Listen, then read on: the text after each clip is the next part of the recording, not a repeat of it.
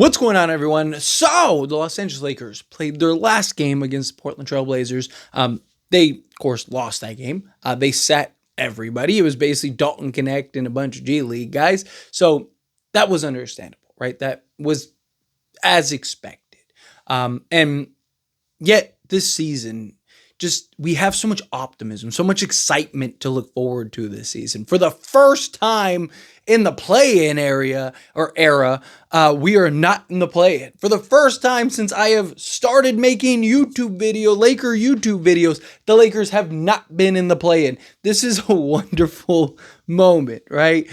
For the Lakers. And, of course I would have loved to finish on a win, but look, again, you knew what to expect going in. I'd rather have the health. I'd rather have this team geared up, focused, ready to go. Said it from the beginning, right? Like, hey, we need this team to be as healthy as possible. But 50 wins, right? Give it up. Give it up to JJ Redick. Give it up to the Lakers, right? The coaching staff. This was a great season. Job's obviously not finished. We got to look and take on the Minnesota Timberwolves coming up. So this is just the beginning. You got through phase one. Now you're looking at phase two.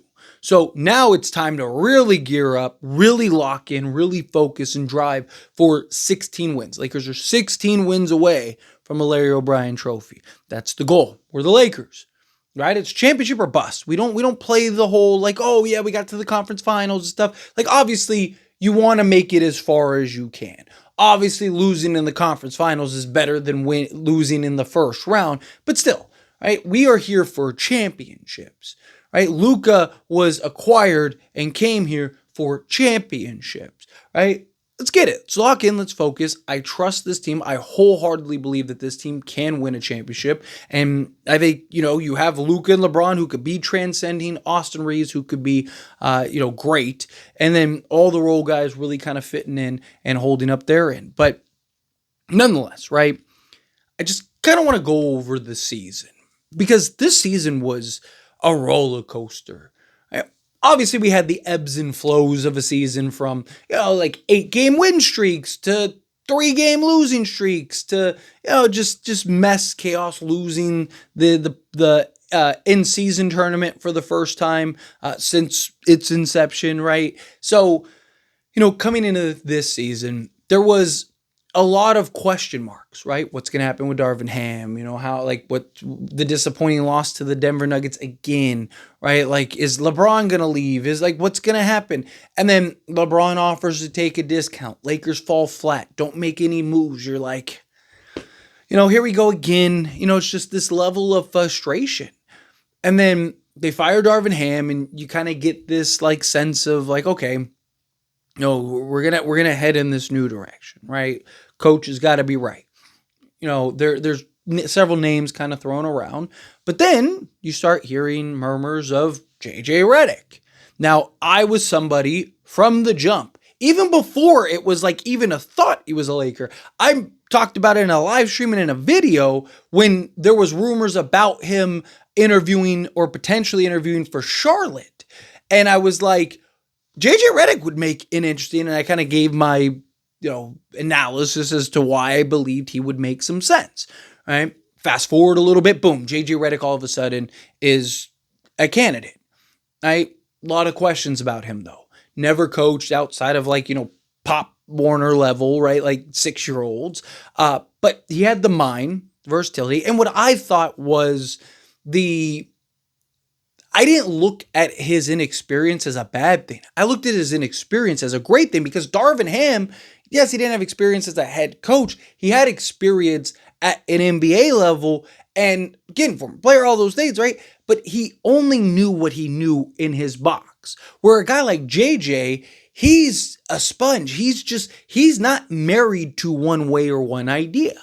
And then ultimately we end up hiring him. And, I was very optimistic about it. A lot of people didn't share the same optimism that I had, which I understood. Right? Again, there's a lot of question marks, and there were honest, questions of is he going to be able to pull this off? Is he going to be able to do it? And now fast forward, he's won 50 games, we as a team have had like several different iterations of said team, and JJ Redick has still been able to navigate through all of that as a first-year head coach. Big ups to our coaching staff, because you do have vets and people that have really helped kind of guide JJ. But JJ's the guy that we live and die on, right? Like, he's the guy that's going to get all the criticism and all the glory, right?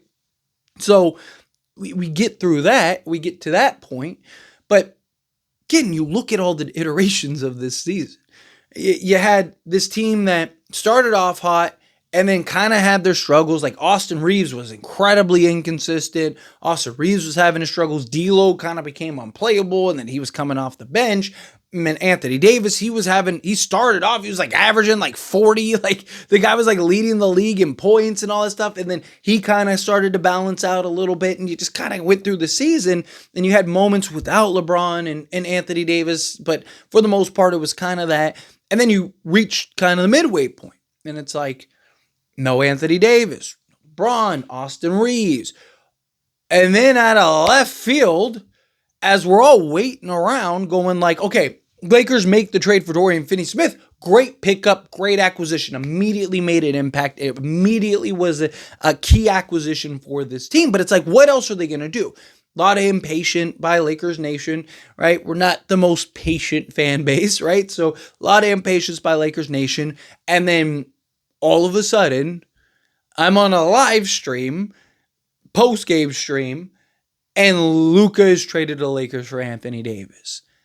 And to this day, it's been like 3 months, and I'm still like,